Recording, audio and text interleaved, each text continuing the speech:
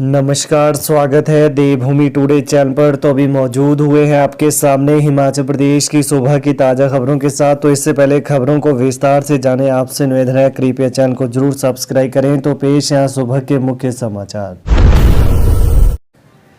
हिमाचल में इतने दिनों तक साफ रहेगा मौसम, धूप खिलने से चढ़ेगा पारा।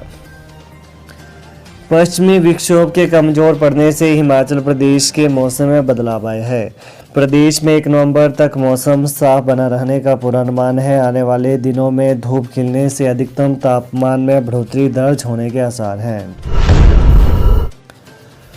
मनाली की कृष्णा ठाकुर ने फतह की 13,661 फीट ऊंची ब्राइट हॉर्न चोटी। हिमाचल प्रदेश की पर्यटन नगरी मनाली के गौशाल गांव की कृष्णा ठाकुर ने स्विट्जरलैंड की ब्राइट हॉर्न चोटी को फतह किया है। कृष्णा ने 13,661 फीट ऊंची चोटी की चढ़ाई पूरी की। कृष्णा को बचपन से पर्वतारोहण का शौक रहा है। शांता कुमार बोले, राज्य सरकार नशे को लेकर करे कार्रवाई।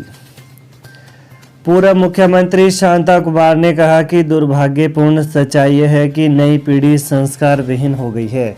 बच्चे को सबसे पहले परिवार संस्कार देता था। बच्चे के हाथ में मोबाइल के कारण माता पिता के पास न तो बैठने का समय है और न ही उनसे कुछ सीखने की ज़रूरत है।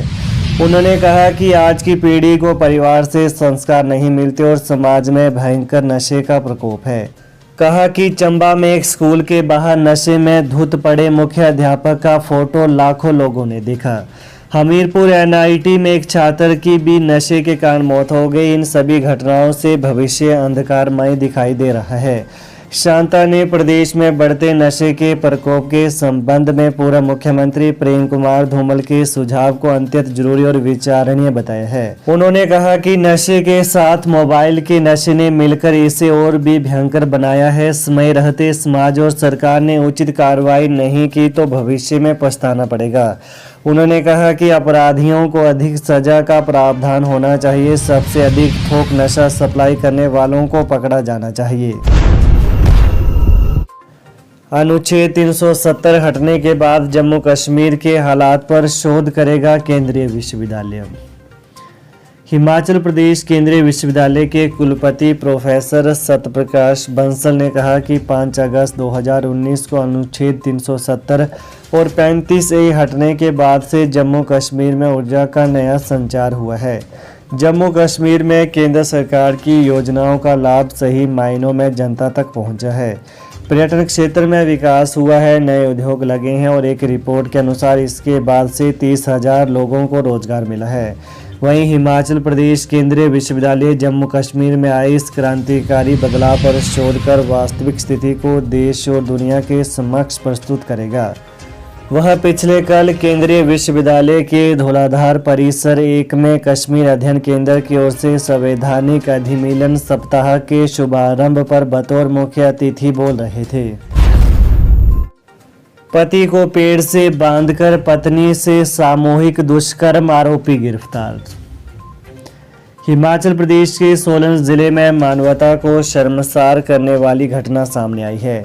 जिले में उपमंडल कंडाघाट के चाइल में एक महिला के साथ सामूहिक दुष्कर्म का मामला सामने आया है। 3 आरोपियों ने रास्ते से जा रहे पति पत्नी को रोका और पति को पेड़ से बांधकर उसकी पत्नी के साथ दुष्कर्म किया। पुलिस के अनुसार क्षेत्र में खेतों में काम करने वाला प्रवासी दंपति दशहरा देखने चाइल गया था। वहीं मंगलवार शाम करीब 7 बजे वो चाइल बाजार से पैदल अपने कमरे के लिए जा रहे थे। इस दौरान वह कुछ ही दूर पहुंचे थे कि 4 लोगों ने उन्हें रोक दिया। वहीं आरोपियों ने महिला के पति को दुपट्टे से पेड़ से बांध लिया। आरोप है कि इसके बाद 4 में से 3 आरोपियों वीरेंद्र, चमर और योगेंद्र ने महिला के साथ दुष्कर्म किया। वहीं महिला ने इसकी शिकायत पुलिस चौकी चाइल में दी।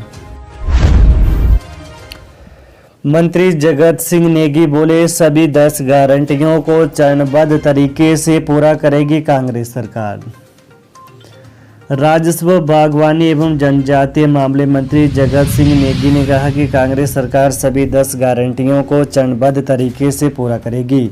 उन्होंने कहा कि प्रदेश के हजारों कर्मचारियों की पुरानी पेंशन बहाल करके पहली गारंटी को पूरा कर दिया। इसके बाद 15 अप्रैल को मुख्यमंत्री सुखविंदर सिंह सुक्खू ने स्पीति की महिलाओं को 1500 रुपये देने की गारंटी को पूरा करने की दिशा में कदम बढ़ाया। जगत सिंह नेगी यहां पत्रकारों से अनौपचारिक बातचीत कर रहे थे। उन्होंने कहा कि प्रदेश में प्राकृतिक आपदा नहीं आती तो हालात कुछ और होते। इस त्रासदी के कारण राज्य सरकार को प्राकृतिक आपदा से निपटने के लिए राहत एवं बचाव कार्यों को प्राथमिकता देनी पड़ी तथा प्रभावित परिवारों को 4500 करोड़ रुपए का पैकेज प्रदान किया। खेलते खेलते पानी से भरी बाल्टी में गिरा 1.5 वर्षीय मासूम डूबकर मौत। हिमाचल प्रदेश के बिलासपुर जिले के घुमारवी के तहत धधोल पंचायत के धधोल कलां गांव में पानी की बाल्टी में डूबकर 1.5 वर्षीय मासूम की मौत हो गई। जानकारी के अनुसार धधोल कलां गांव का 1.5 वर्षीय सारांश घर में खेल रहा था। खेलते खेलते सिर के बल वो पानी की बाल्टी में गिर गया। परिजनों ने बताया कि घर की दूसरी मंजिल पर निर्माण कार्य चला हुआ था।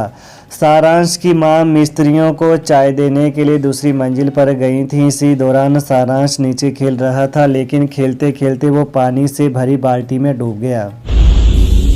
प्रशासनिक ट्रिब्यूनल खोलने के लिए केंद्र ने मांगे कर्मचारियों की सेवा शर्तें और प्रक्रिया नियम।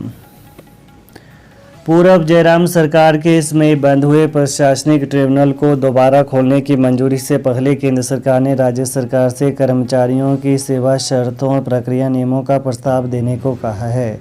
प्रदेश सरकार ने बीते दिनों केंद्र सरकार को पत्र भेजकर प्रशासनिक ट्रिब्यूनल को फिर खोलने की मंजूरी मांगी थी। राज्य मंत्रिमंडल के निर्देशों पर कार्मिक विभाग ने केंद्र सरकार को पत्र भेजा था। वहीं भारत सरकार ने प्रस्ताव पर कुछ आपत्तियां लगाकर और जानकारियां देने को कहा है। कार्मिक विभाग ने आपत्तियों को दूर करने का काम शुरू कर दिया है। जल्द ही भारत सरकार को दोबारा से प्रस्ताव भेजा जाएगा।